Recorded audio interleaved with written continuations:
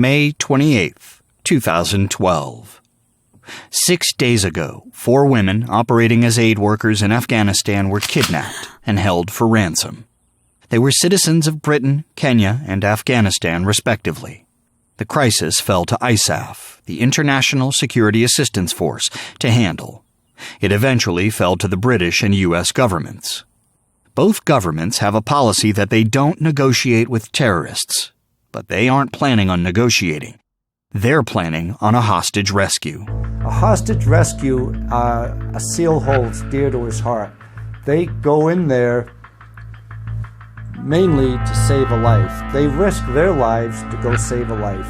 Now, if it's an innocent woman, if it's children, if it's aid workers, it doesn't matter. They're going in there to save lives. But operating on the tails of several failed rescues, this one will count even more. You get involved in anything involving armed conflict, lethal force, can always go wrong. Welcome to Covert, a show about the shadowy world of international espionage and top-secret military operations. As far as the execution of the operation goes, you would have real-time intelligence on the ground from photography, aerial photography. You would know their routine. You would know the weapons. I'm Jamie Rennell, and I'm going to take you inside history's greatest Special Forces missions to learn about the brave soldiers and operatives who risked their lives to terminate the world's most wanted, eliminate terrorist threats, and protect countless innocent lives. It actually says, the other side of this, sort of the narrative to this whole story, as well as getting the hostages back, is don't mess with the British. Don't kidnap our people, because this is what's going to happen to you. British Special Air Service and the American SEAL Team 6 were ready to work together on an in-and-out rescue mission, but their intelligence was limited, and with failure in their wake, no one was certain they could pull it off. The element of surprise is gone since the first bullet's been put. The first trigger's been pulled, and then it's speed, aggression, and surprise. This is Operation Jubilee, Part 2.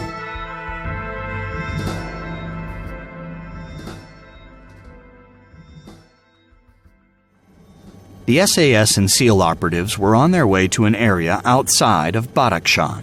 They'd gotten the go-ahead to plan a mission. Now, it was waiting to be greenlit. The operatives began strategizing how to take out the kidnappers.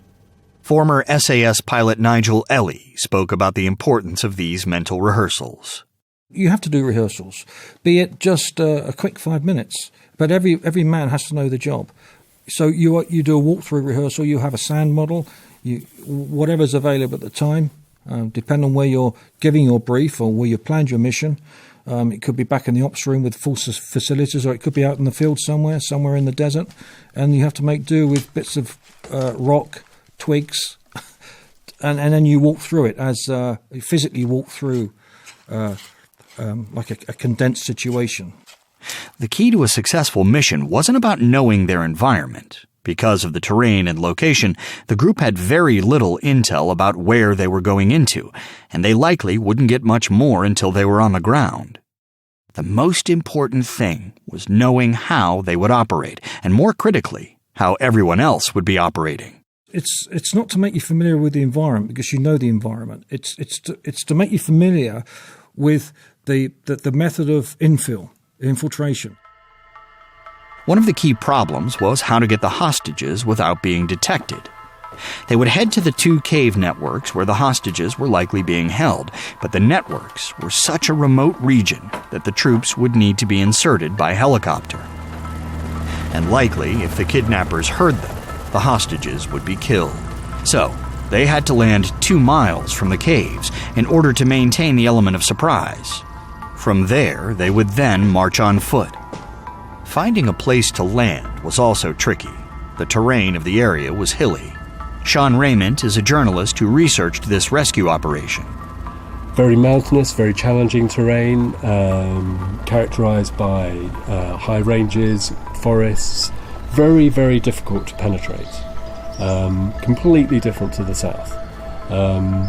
Difficult to move around, limited roads, poor roads. So all of those, you can imagine Understanding what they're getting into included rehearsing the physical elements of the mission, but it also includes studying what the captives look like. Former Navy SEAL Don Mann.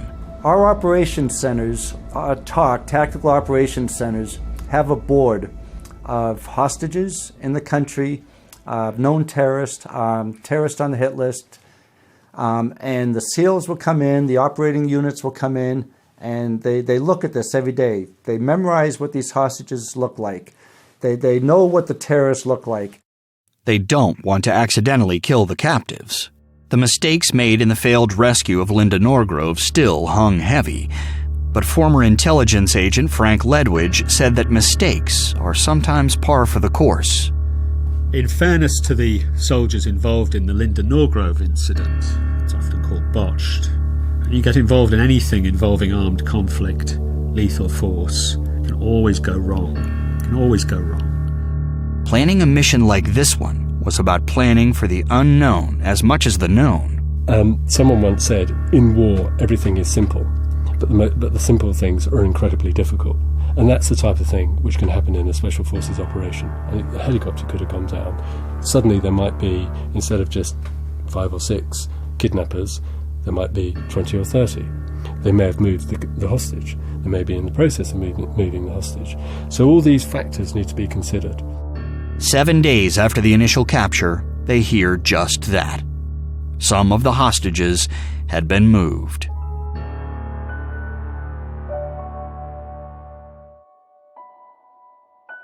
Hey folks, real quick, I want to talk to you about one of today's sponsors, Mint Mobile. If you're still using one of the big wireless providers in 2019, have you asked yourself what you're paying for? Between all the expensive retail stores and inflated prices and hidden fees, you're really being taken advantage of because they know you'll pay. Enter Mint Mobile. See, Mint Mobile provides the same premium network coverage you're used to, but at a fraction of the cost because everything is online. Mint Mobile saves on retail locations and overhead, and then they pass those savings directly to you. So one of the things that I was worried about was switching to a smaller carrier because I was afraid of the network and losing coverage and all that kind of stuff. And you know what? Frankly, that's a big myth. Mint Mobile gives you the exact same quality coverage as one of the big companies because they use their networks. Mint Mobile makes it easy to cut your wireless bill down to $15 a month. Every plan comes with unlimited nationwide talk and text. With Mint Mobile, you can stop paying for unlimited data that you'll never use. You can use your own phone with any Mint Mobile plan and keep your same phone number along with all your existing contacts. And that's something that I didn't know that I could do. I thought I had to have an unlocked phone, and I didn't. Guess what? Mint Mobile will help you unlock your phone so you don't have to buy a whole new device. So here's what I want you to do. I want you to ditch your old wireless bill and start saving with Mint Mobile. To get your new wireless plan for just $15 a month and get the plan shipped to your door for free, go to mintmobile.com/covert. And that's important, covert. That's mintmobile.com/covert. Cut your wireless bill to $15 a month at mintmobile.com/covert.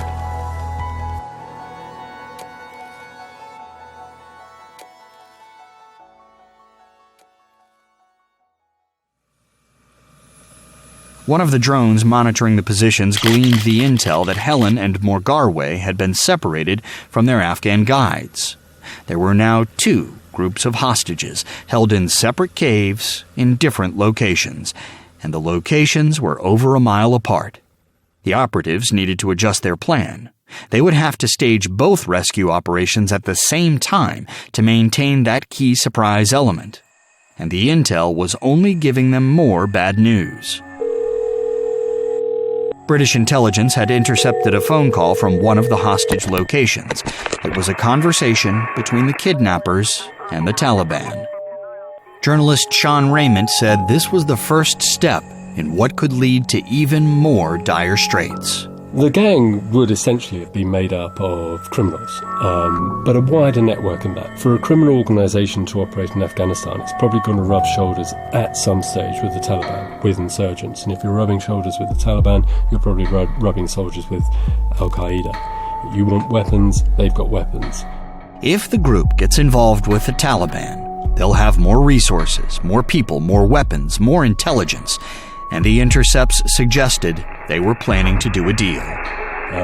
They may have realised at that stage that perhaps they were a little bit out of their depth and that they could sell the hostage on to the Taliban. The Taliban might be interested in that because they could sell the hostage on to Al-Qaeda. And that's always the worry. If they're in the hands of Al-Qaeda, there is little precedent for actually getting anyone back. Now, the women's lives could be in very real danger, and not only that, but the whole operation could be in peril if the Taliban was involved. They'd had conflict with the SAS before. Well, have the Taliban got people watching the SAS compound? Are they seeing helicopters going? Does there seem to be a lot of activity? That could be getting back and forward. So once you press the button on this and say, yes, we're going to do this operation, you want to go as quickly as possible. My understanding is that what the Special Forces had done, by the time that the Prime Minister and the Kenyan Prime Minister says, yes, we're going to go for this operation, the Special Forces have already pretty much close to establishing their forward operating base in a provincial reconstruction team headquarters, 30 miles from the target anyway, which is where they carry out their final briefings, carry out their final rehearsals, that they know what the target is going to be.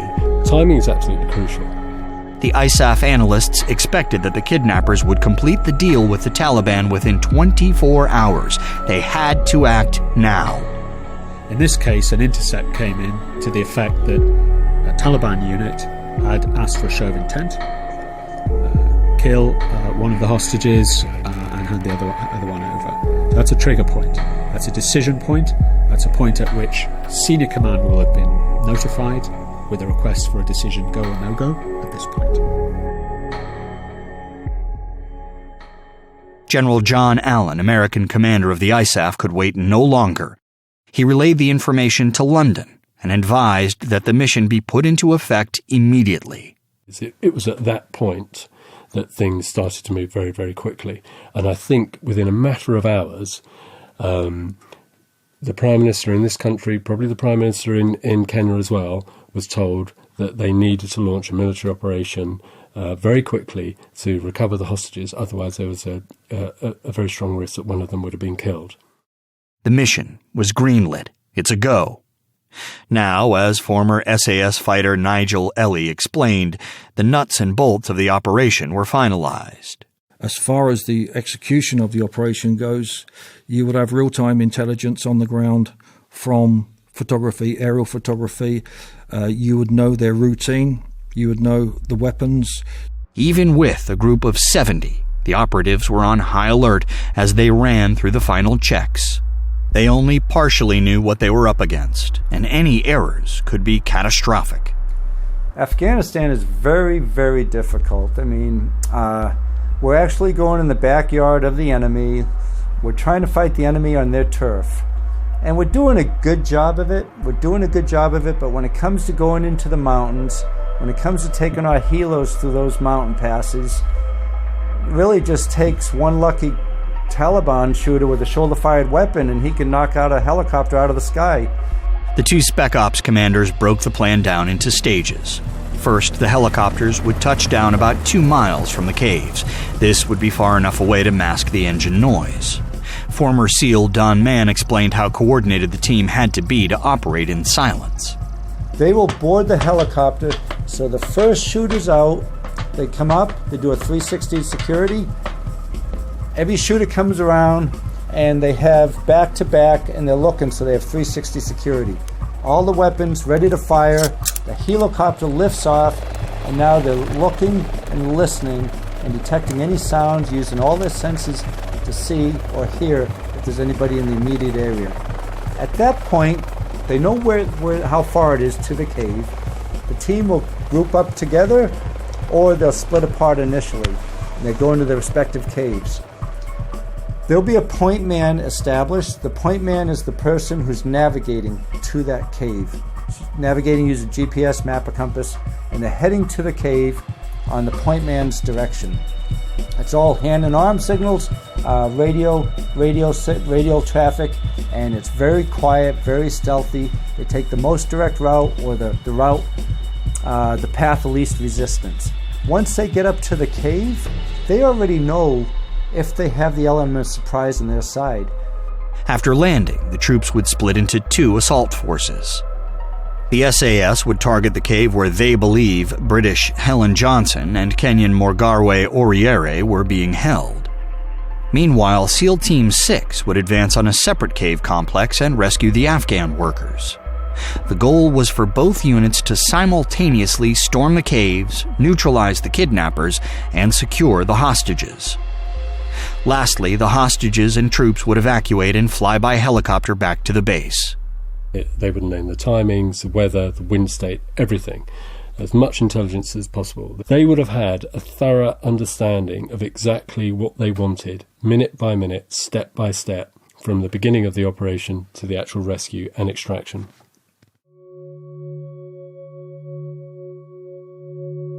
So, the other day I had somebody actually ask me if I used forhims.com because I actually have hair. Well, yeah, of course I use forhims.com because I don't want to lose the hair that I have. You know, I mean, summertime is here. I'm always wearing a baseball cap. I'm out trying to keep the sun off my face. And it's kind of to hide a little bit of a thinning bald spot on the back of my head.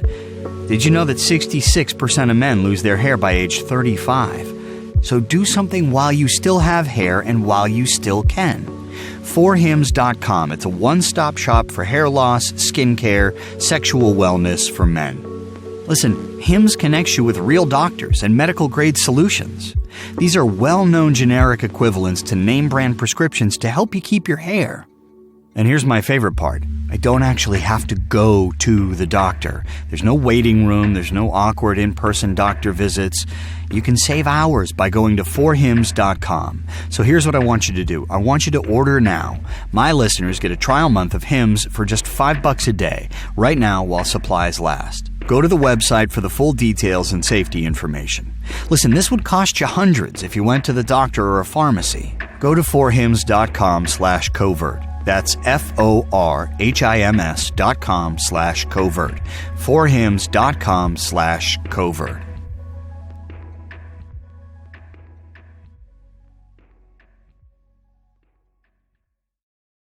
Friday, June 1st, 2012, 1 p.m.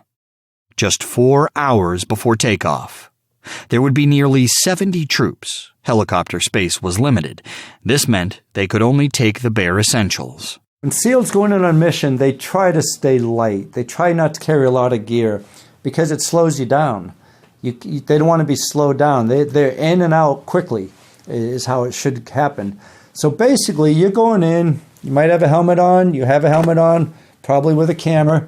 Okay, you've got that. You've got your goggles because of wind blast and the helo. You've got a mic so you can talk on the radio. You've got body armor, hopefully, front and back. You got a sidearm, which is your secondary weapon. It's a pistol. It's usually a 9mm pistol. And you got your assault weapon. It could be an AK, it could be an M4. It might be a submachine gun. As the light began to fade, the MH-60L Black Hawk helicopters wait on the flight line. So you're approaching the chopper. Now, it's any soldier will tell you this that's been on ops. The smell of avgas that's burnt by the helicopter is just instills a bit of sort of seriousness into the whole situation. Okay, this ain't no computer game. This is for real. So you board the helicopter, constantly checking your weapon, making sure that the magazine is still there. You're checking your pouches on your webbing and everything. And you know, some people have a nervous twitch, and you know, other people don't. It's just the way they deal with it. Of course, they get in, then the cold air of the helicopter coming in as the helicopter rises, the noise of the rotor blades going, and then all of a sudden you're up and you're off, and everybody's pretty deep in thought for a couple of seconds, and then sort of it comes out again, the noise that. And people are sort of, there's the radio, you can probably just hear the radio, see something up front with the pilot talking or whatever. The flight to the landing zone was only 30 minutes, just enough time to do some last gear checks.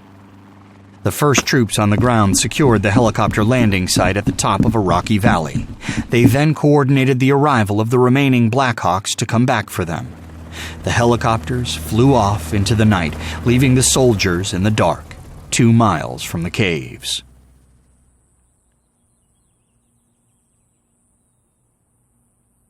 There's absolute silence, and then the sweat is then mixed with this cold air, and then you realise that, this is it, the helicopter's gone, we're going in, all right?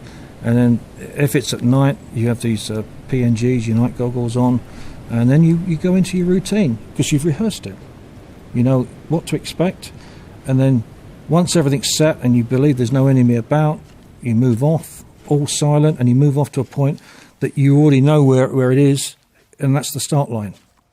The assault force made their way forward for about a mile, then split up to head off to the 2 different objectives. The 2-mile march is not difficult for the soldiers, but the hard part is keeping it quiet. To do a 2-mile trek in the woods at night silently takes a long time. They can make faster time at the initial part of the trek because stepping on branches and making noise as you're walking is not going to be heard at the target. But once you get up 500 meters or so in front of the target, things slow down. You might stop, everybody scans, looks around, walks, takes a couple of steps, paying a lot more attention to how they're stepping and where they're stepping. From the operating room in Kabul, General Allen and the British Deputy Lieutenant General Adrian Bradshaw were watching over the events. From afar, the commanders maintained full situational awareness. All of the soldiers had head cameras. They could see clearly as the SAS arrived at the first location and slowly approached the cave. At the other cave, the SEALs were doing the same. Don Mann explained that the team had to be well-versed in their own code of hand signals to maintain that silence. Once you get really close up and you're getting ready, what we call the stack, to attack a building, sometimes there's squeezes. It means I'm ready. You give the squeeze to the guy in front of you. The guy behind me is ready, I'm ready, and then he'll pass it up, and you might just go with squeezes. If it's really, really dark and it's in the jungle or the dense forest, you might travel with your hand on the person in front of you just to make sure you don't get separated. Bradshaw waited for both teams to get into position before giving the go-ahead. It was absolutely vital that both attacks were coordinated. Only when he was certain both teams were ready did he give the order to assault. Go! Go! Go! Inside the SEALs' territory, they were ready to go. First, they threw in the flashbang grenades. These grenades are used in many close combat hostage situations. Depending on the mission will depend on how many grenades and what type of grenades you're going to carry. There's diversionary grenades, flash crashes or flashbangs they're called. And we use those before going into a building to shock the occupants of that building or that cave. Then, alert and ready, they stormed the caves. When you enter a cave, you go in there and you flood that area. And it's all eyes, and you are looking for threats, immediate threats. You have people looking right, people looking left, people looking at the center of the cave. In 2 seconds, that whole cave, that initial entry, is covered by at least 4 shooters. They see the corners, they see the center of the room, they identify furniture or obstructions where people can be behind. They'll say, move. His partner will say, moving. He'll look behind that rock or that cabinet or whatever it is. The first thing you have to do when going into a building or a cave or any place like this is look for threats. You got to stop that threat from being able to hurt anybody on your assault team. In just minutes, it was over. The kidnappers were dead. As the smoke cleared, the SEALs searched the dead kidnappers for intelligence and weapons, but they didn't find any hostages. Back in the ops room, the commanders were alarmed. Was it too late? Had the hostages been moved yet again? Or worse, had they been handed off to the Taliban? For a moment, the commanders held their breath. Everything was dependent on what the SAS found in their location. Then you go in, you're in full motion then. Everything is just heightened to such a point whereby you don't know you're killing, you're just doing it. And you know you're killing the right target. You know you're slotting the right target. You know that what you've been briefed and the intelligence is all fitting into place. The element of surprise is gone since the first bullet's been put, the first trigger's been pulled, and then it's speed, aggression, and surprise. As the SAS moved in, they were spotted by the kidnappers. They responded with a barrage of shots. People know when the shit hits the fan, it goes no plan. You go for plan B. Plan A doesn't work, plan B. SAS fighters tore through the cave network, gunning down anyone who attempted to stop them. After several minutes, there wasn't any more movement or resistance. They took a moment to calm down. 5 minutes, that's an awful long time. And then when it's all done, it's all quietened down, the shouting starts, the screams start of the wounded. There's all sorts of nonsense that's going on. Smoke from the flashbang still going around, people screaming, people shouting. But you're all aware of this, and and the main thing is find out, have you been shot? Because the adrenaline's up. I've known people to be shot and still sort of carry on walking. Then you worry about your mates. How are they? But that doesn't come until a couple of minutes later, because the threat, you're still on the enemy territory and you still got to be switched on. Helen and Morgarwe were there, alive and well. And so were the Afghan aides. The SAS briefly checked the women for any serious wounds or injuries. Then they were hustled out of the cave. The mission was going well, but it wasn't over yet. Just because you've got the hostage and you've killed these sons of bitches, there could be another load coming up around the corner. So you've still got to be switched on. You don't stay on target too quick, you get the hell out of there. Okay, you exfil, you get out there rapid. The soldiers carried the women the entire 2 miles back to the helicopter landing site. Their earlier coordination was well timed. The helicopters were back. The groups piled into the choppers and headed back to Kabul. Within hours, they reached ISAF headquarters. But it's really not till you land and get home and get the hostage off safely to the docks or the medical crew or the intel folks who are going to take the hostages away. Can you really take a deep breath? The op's not over till you get home. Now, the mission was over, and a success. After 12 terrifying days, the hostages were back in safety. Operation Jubilee became an example of well-executed in-and-out hostage rescue. All the kidnappers were eliminated, and no members of the Special Forces teams had even been hurt. In the early hours of the morning, Downing Street was informed that the rescue mission had been a complete success. So once Helen Johnson is back safely at the Special Forces base in Kabul, ISAF essentially, the Prime Minister is informed, probably informed earlier, that the mission has been successful, that she's safely back. Congratulations all round. From his point of view, a huge sigh of relief, because he is the person who has said yes or no. So if it goes wrong, okay, the actual commanders on the ground will be blamed, but he will be feeling it as well.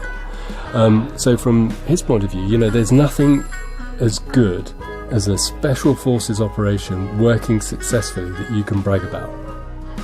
Later that same morning, outside 10 Downing Street, Prime Minister David Cameron gave a press conference announcing the mission's success. From the SAS point of view, from the Special Forces point of view, it was a textbook operation. It's always going to be a textbook operation if you get them out alive. Firstly, let's look at the options.